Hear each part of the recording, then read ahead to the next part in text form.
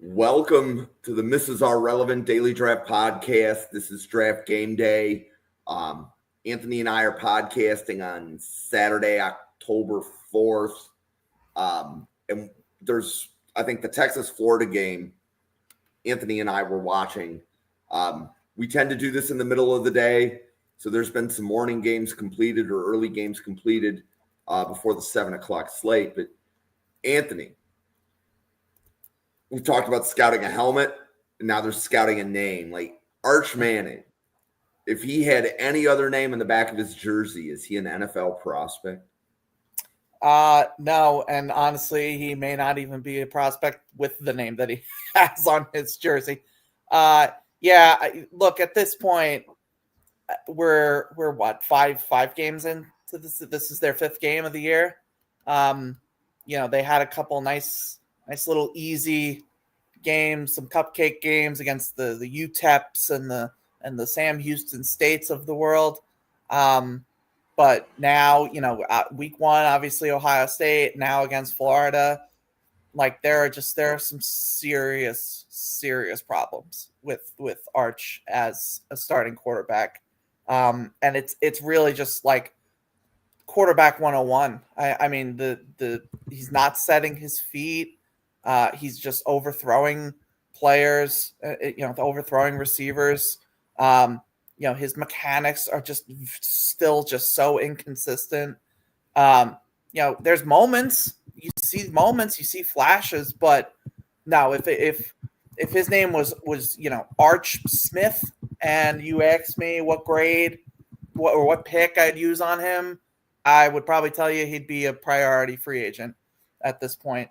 But yeah, so I mean, definitely, if it wasn't already definite, I think he's definitely going back to school at this rate, because there's not a lot NFL teams are going to be attracted to at this point.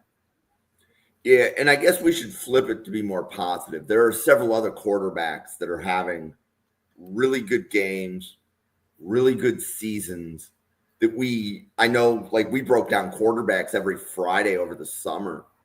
There's some quarterbacks like Gunnar Stockton and I'm missing the guy from Alabama, right? Ty Simpson, yeah. Ty Simpson. So, where are you on Ty Simpson from a draft perspective? I think I'm lower than pretty much all of America on Ty Simpson at this point. I still there's just some issues I have with his game. I still don't think he has like the greatest arm in the world. Some of his decisions are still, like the interception he threw in this game against Vanderbilt looked pretty ugly. There's definitely strides he's made since the Florida State game. And he makes some good, there are moments where he makes some really nice NFL caliber throws. But I'm still just kind of like, I'm kind of hesitant on him right now. A lot of people are already putting him in like potential first round talks, and I'm not there yet. I just realized we have Anthony and Anthony on the same podcast. Great name. Yeah. How's it going? Ooh, check your audio. Can you hear me? And I can now. Yeah. Thanks. Gotcha now. All right. How's it going? So it's Anthony Thomas, right? Yes. Yeah. So Anthony, welcome to Draft Professor. We're here every day. We podcast every day. So we're talking about the games of the day and maybe some draft prospects that stood out. Anybody stand out in any of the games that you watched today? Well, I only watched the Florida Texas game, which is going on right now. I'm looking at Arch Manning. To me, he continues to struggle, so I don't know if he should come out this draft. Maybe he should stay in the Yep. So, Anthony, what is your opinion Anthony Russo, what is your opinion of the Texas offensive line? Like, I mean, they've got like, what is it, DJ Williams? Do I have that name right? The guard. DJ Campbell. DJ DJ Campbell's Campbell, the I'm sorry. guard. They have DJ Campbell, Um, Trevor Gooseby. Yeah, Trevor Gooseby, who I also don't think Gooseby comes out. He's also a redshirt sophomore, and I just feel like he's not gonna. I feel like he's gonna want to stay with Arch. It feels like they're kind of a package deal of sorts. But Gooseby, I feel like by default, and I would want to go back and watch how he's played today. But Gooseby kind of by default has kind of become tackle one, just because I feel like everybody else is kind of like Caden Proctor has been consistent. Spencer Fano and Caleb Lamu both struggled against Texas Tech. So just kind of like by default, Goosby's sort of risen up a bit. And I think he's a really good player. I had him in my top 30 coming into the year. So he's probably the best Texas prospect, I would say at this point. But I just don't think he declares, because I just feel like he's not going to want to come out this early, and he's going to want to try to develop with Arch. Yeah. So Anthony Thomas, what do you think of the Florida defensive line? Because that Texas offensive line has some legit NFL prospects, but it feels like to me that Florida defensive line was dominating. Yeah, for they Florida. What do you think? First half, and I was very impressed with them. And honestly, I don't really watch too many Florida games, but from what I've seen in this game, it surprises me that they're 1-3. You think they should be better than they are record-wise, how well they play defensively. Especially that front four, they just dominated this game and just caused the pressure to happen on the Texas offense. Yeah. So Anthony Thomas, you're going to want to check your audio. We're getting about every other word. Oh, okay. Sorry. You see, and right there, that was way better. Whatever, when you just like turn your head, and all of a sudden that got way better. All right, let me maybe if I talk closer. Yeah, that's better. Camera. I don't So, know. Anthony Russo, what games did you watch at the noon slate? So I was I was flipping back and forth. I had Iowa State Cincinnati on for a bit. I watched Clemson North Carolina until I just got sick of it. And then what was the other game that was on? Oh, and Wisconsin Michigan. I was watching as well. I of those games, I'd probably say Justice Haynes, the Michigan running back, was a standout. I think he's firmly now going to be in the discussion among the top running backs in this class. So he was one that stood out. And I wanted to see what the Cincinnati quarterback, Brendan Sorsby, looked like, because he's been getting some under the radar appreciation. And he looked pretty good. I'm intrigued by him as a potential like day 3, kind of probably a backup in the NFL kind of quarterback, but he's got some traits you could work with. Yeah, so I think the RB1 discussion, to me, it's probably a 3-headed race between Jonah Coleman, Justice Haynes, and Jeremiah Love. Anthony Thomas, what's your opinion of the running backs that are going to be entering the NFL draft? What was the top 3 again? So I think my top 3 would be Jeremiah Love, Justice Haynes, and Jonah Coleman in some order. And maybe Nick Singleton wants to have a word to enter that conversation. But how good do you think the running back class is that's coming out? I think they're pretty good. I think they can be functional on Sundays and help the team out. I'm not sure about the last one you named, Singleton. I haven't heard much of him, but I think the other 3 could definitely be a factor on Sundays. Okay. And Anthony Russo, how about you? Like, Who are your like top 5 running backs right now? Right now, I think Jonah Coleman is one. I think he's just checked every box. He came into the year as sort of this big bruising back. I think he lost like 10, 15 pounds, and he now has a lot more explosiveness and burst that you see from him. So I really like him a lot. I think he's RB1 for me right now. I don't know if I have like a finalized top 5, but I still want to believe in Nick Singleton at Penn State. I know he's underwhelmed, but I just feel like he brings a size, speed, and receiving package that really no other running back brings to the table in this class, and even in probably the past couple classes. Jeremiah Love is in the top 5 probably at this point. But there's still just questions about his running style and how it would truly translate into being a 3-down back in the NFL. And Justice Haynes is up there. He's definitely in the top 5 somewhere. And I would throw in probably Damon Claiborne from Wake Forest. Just a fun, explosive back. I think he's, his problem has just been staying on the field from a health standpoint. He's been knocked out of a couple games now this season, so I'm sort of worried about that. But I like what he brings to the table. And Hollywood Smothers is just he's the RB1 in my heart, even if he's not the RB1 in my head.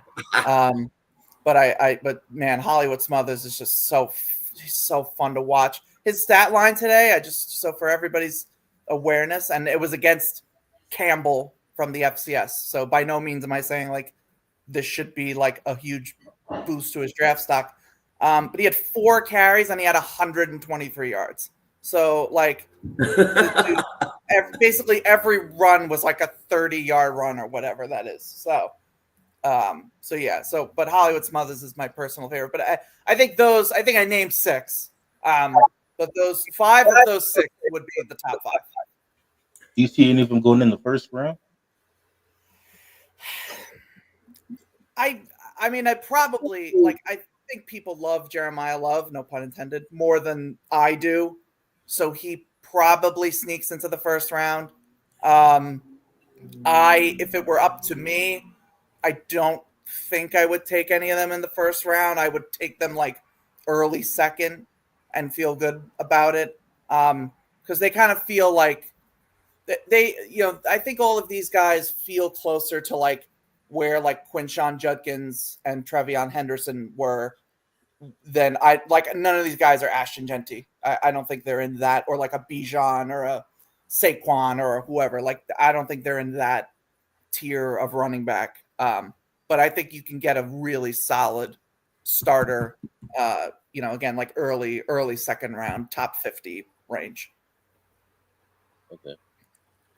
So I was having a conversation with another draft professor. I don't remember which one. And we were going over the running back class.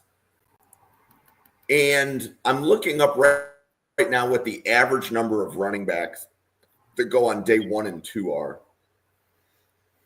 So the average for day 1 and 2 is 6. Right. So meaning that rounds total. 1 through 3, the average is 6 running backs are taken. 6 total. Yeah. I actually think this year we're equal to that and we could exceed it. Because I think the 6 running backs and then Jamari Taylor from Virginia wants to have a word. He wants to be in the conversation. So we cover Hollywood Smothers. EJ and Andrew cover him with the running back scouting reports on Thursday. So he's in the first batch of running backs that they're going to evaluate. But I'm thinking that this running back class, it didn't get a lot of love over the summer. But the emergence of Jonah Coleman, the emergence of Justice Haynes, Jeremiah Love is still Jeremiah Love. he may not, I don't think he's living up to the hype that he got over the summer, but I mean, that was pretty lofty to have him in like the top 10, but Mhm. falling into the top 25 is not a bad thing. No. Right. So, and then like Nick Singleton, I think there's like a love-hate relationship. There are some people that love Nick Singleton, might even call him RB1. But then there's other people that didn't even have Nick Singleton in their top 10.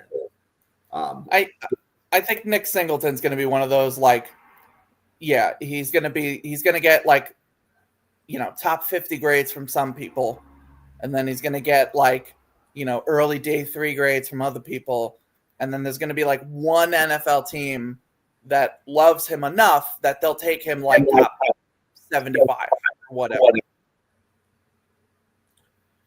Yeah. So, did we overrate Penn State at the beginning of the year, Anthony Yes. Thomas?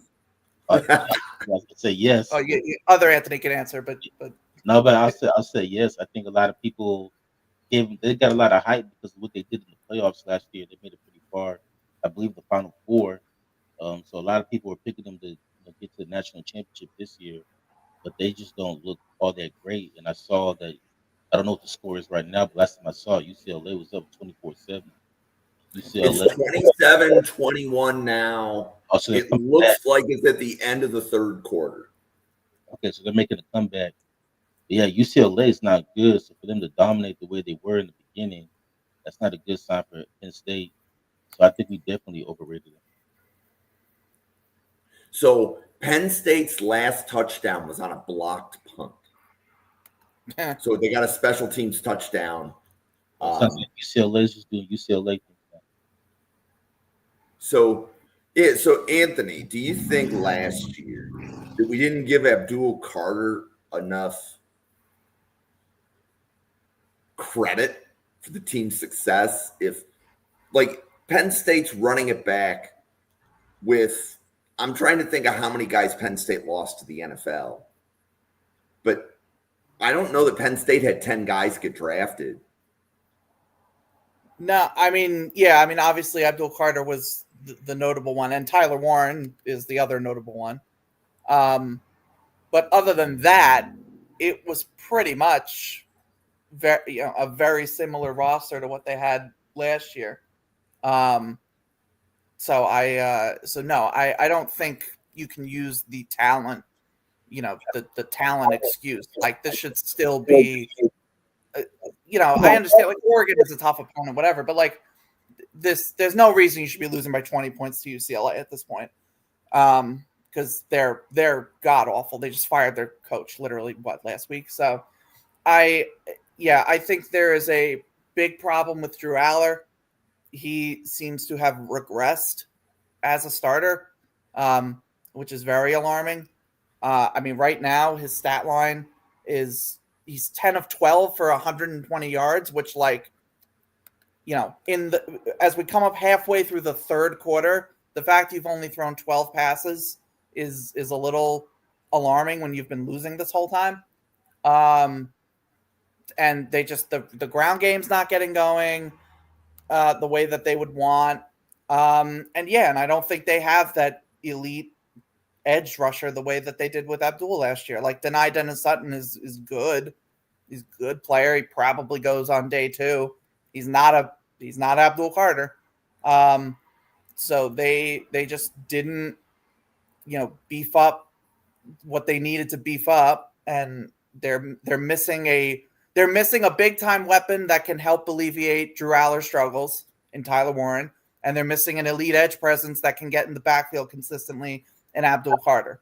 And they didn't make up for it in any other way, and that's why they look like a middle of the road, like probably like 20 to 25th ranked team instead of the top 10 team that everybody's put them as. Yeah. So Anthony Thomas, what college coaches do you think are on the hot seat as you look around? Well, Dabo Swinney, because he's struggled the last couple of years. Belichick, I don't know if it's gonna last longer than this season. He looks like he's trying to think of the word, but he looks lost. I don't know if he's lost or if the game's passed him by. But he just does not look good. North Carolina doesn't look good. I know some people say that he needs time to get his players in there. But I don't know. He just doesn't look good right now. So I say Sweeney and Belichick are the two for me. Yep. So, Anthony, of the coaches that are on the hot seat for you, which coaches have negatively impacted the draft stock of the players on their team? Like, do you look at like the Penn State coach is dropping the draft stock of his players, or do you think the ineffectiveness of the coaching has less to do with how you would grade a player on your board? For me, I think Well, oh, sorry. go ahead, Anthony. No, I was gonna say, like, to me, the coaching. I don't know if the coach can hurt a player's draft stock, because at the end of the day, you're gonna watch the film, you're gonna look at the tape, and see what the player can and cannot do. And at this point in the game, if they're going into the draft, they have at least 2 to 3 years of tape on film already. I think for Penn State, they're just having a down year because for the most part, the same roster made it pretty deep into the playoffs last year with the same coaching staff. So I don't know if the coach is necessarily dropping their draft stock down, or they're just doing it to themselves. Is Anthony Russo? How about you? Like, if you look at, do you think Florida being what Florida is has hurt? Like, I know that you weren't as high on Tyreek Sapp as some of the others around, but like when you look at like George Gomes or Tyreek Sapp or any of the other players on Florida, do you think the coaching situation has lowered the evaluation of the players? I think it depends what players you're talking about. Like I don't think Billy Napier has impacted the defensive line prospects. I do think he's impacted what DJ Lagway is going to be next year when he comes out. They were kind of him and Napier were supposed to be like the leaders to bring back Florida. And as Napier has struggled he doesn't even have a winning record right now as the Florida head coach. And DJ Lagway, who was this highly touted prospect, now looks nothing like what we hoped he would last year when he was balling out as a true freshman. So, you have to wonder, like the coaching probably has impacted him at least in some way in that regard. I don't think every head coach's bad performance is going to impact every player's draft stock, but when you look at like coaches that are specifically meant to be like quarterback gurus or specifically meant to be like defensive line guys or like whatever, those things I think you can point to and correlate. But like I would say like Clemson, bringing in Tom Allen as the defensive coordinator has negatively impacted the guys that we thought would be like surefire first round prospects, like the Peter Woods of the world and the TJ Parkers of the world. And now, I mean, probably not Peter Woods as much, but like TJ Parker's first round status is a lot more questionable than I think it would have been, 2 months ago. So, there's definitely the coaching staffs as a whole have tremendous impact on how players perform in their draft stocks. I wouldn't pin it all on just the head coach, but obviously they're the ones hiring the coordinators, so it ultimately would fall back on them. So I'm looking at some of the games today. So it appears that there's a chance that 3 teams in the top 10 lose today. Mm-hmm. Number 9, Texas is losing to Florida. Penn State is losing to UCLA. Alabama's in a close game against Vanderbilt. And Miami, Florida State play tonight. And then did I see one? Oh, and Iowa State, the 14th ranked team in the country, also lost to an unranked Cincinnati. Wow. So who are we looking at? What do you guys think who are going to be like the top 4 teams coming out of today in Anthony Russo? I think I think Ohio State handles Minnesota, so they're good where they are. I think Miami beats Florida State, so they'll be top 4, and they might jump up to number 1 if they play strong enough. I still think LSU is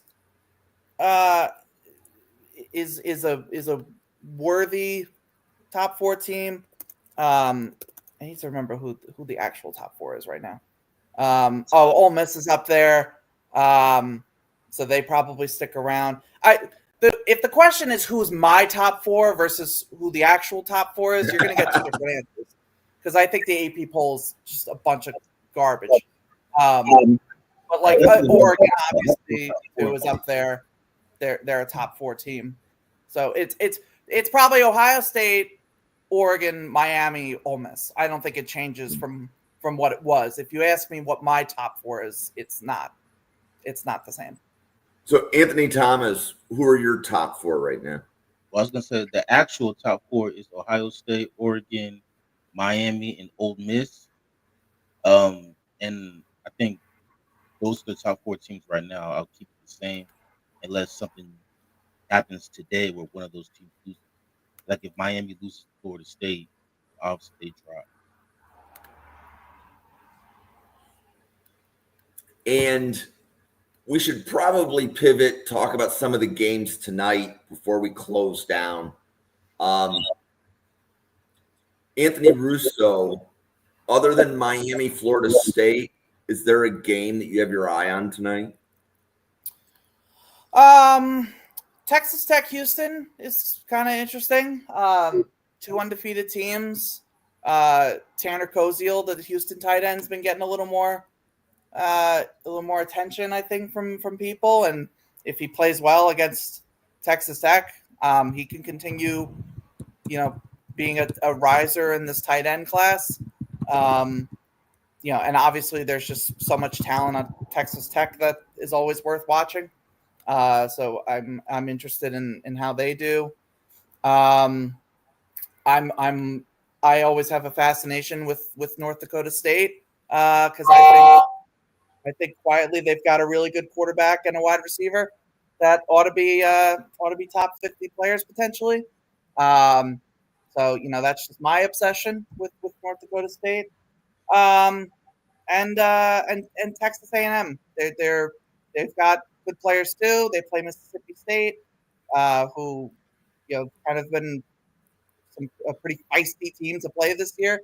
So we'll see if they can kind of keep up their winning ways, and they're at home, so they should win. But they've got some interesting players too, like Torben York, linebacker, played well this year. They're good corners in Will Lee, the blanket, and Des Ricks. So Texas A&M is a team to keep an eye on too. So Anthony Thomas, how about you? What games do you have your eye on tonight? Well, obviously the Florida Texas game, which is going on right now. I'm curious to see if Texas can make a comeback here. The Miami Florida State game, that's tonight. Yeah, then I'll be interested in that game, especially seeing Carson Beck, see how he plays, and see. I think it'll be a great game overall. But those are the 2. Well, Anthony Thomas, this is your first podcast with Draft Professor, so thanks for coming on. Yeah, no problem. You want to introduce yourself and let everybody know about the other podcasts that you have and everything that you do? Yeah, so we have we're mostly focused on the NFL side, not so much college, but we have a NFL podcast called Mike and Ant. Our co-host Mike Norton was supposed to join on with us today, but he couldn't. He was having issues with his internet. So maybe next time you guys can meet him as well. But yeah, we just talk about the NFL. We do mostly Sundays, Mondays, and Thursdays after the games to kind of break it down, we're about to release a new podcast that we did last night, where we broke down Week 5, gave people our predictions and who we thought will win and things like that. So yeah, we're mostly like an NFL podcast, and we just talk about the NFL and what's going on with them. Awesome. Well, thanks for coming on. Anthony Russo, you want to introduce yourself and let everybody know about all of the draft content that you make? Yeah, you can always find me at Anthony_Russo97. I've got my Substack where I'm posting draft stuff and NFL stuff and college football stuff. I've got multiple Draft Professor weekly appearances now, Friday night and Saturday evening, where we're going to start doing positional breakdowns. So that's going to be good. And you can. I will never stop tweeting about the draft, no matter what. So you can find all sorts of reactions and analysis on my X and on my Substack. So if this is your first podcast with Draft Professor, thank you for stopping by and checking this out. We are here every day talking about the draft. So every single day we have a podcast that starts on Monday. We are breaking down the draft class. So Monday, 7 p.m., we are breaking down the running backs of the 2027, 2028, and 2029 draft classes. 9 p.m., we're breaking down the defensive line class of this draft class. On Tuesday, Randall is breaking down the wide receivers. If you have not seen Randall break down wide receivers, he is a wide receiver whisperer. His board is almost dead on how NFL teams draft. So that's definitely a sight to see on Tuesdays. Tuesday nights in a couple of weeks, retired NFL offensive lineman Jerry Ostrowski will be breaking down the offensive line class with the Draft Professors. Wednesday, we have cornerbacks at 7 p.m. We have defensive line and safeties at 9 p.m. Thursdays, early, we're breaking down the cornerbacks of the 2027, 2028, and 2029 class. And you're going to hear us talk about the next Travis Hunter because there is a cornerback in college that's playing two ways, and not enough people are talking about him. So that's going to be Thursday at 7. Thursday at 9 p.m., EJ and Andrew will be breaking down the running backs, including Hollywood Smothers. Friday, as Anthony said, we've got an all-star cast. We have Anthony, Sam Teets, EJ, and Max Toscano breaking down tight ends for the next 3 weeks, Fridays at 7, followed by Ian Cummings and JT Olson breaking down the cornerback class Fridays at 9:15. Then Saturday mornings, you're going to be able to catch Anthony with two other Draft Professors breaking down the offensive line class on Saturday mornings. And then Sunday mornings, we have Jack Brentnall joining us from the UK with two other Draft Professors breaking down the defensive line class. And that cycle is going to repeat through December. And we're going to cycle through about 450 draft-eligible players. We're going to tell you what our assessment of each player is 6 minutes at a time. So there's nothing like it. No other podcast. We're the only ones. So stay tuned for all of that from the Draft Professor. That being said, we want to get back to watching some college football. So for Anthony, myself, thank you for watching, and we'll see you on a podcast again on Monday. Thanks, everybody. Thank you.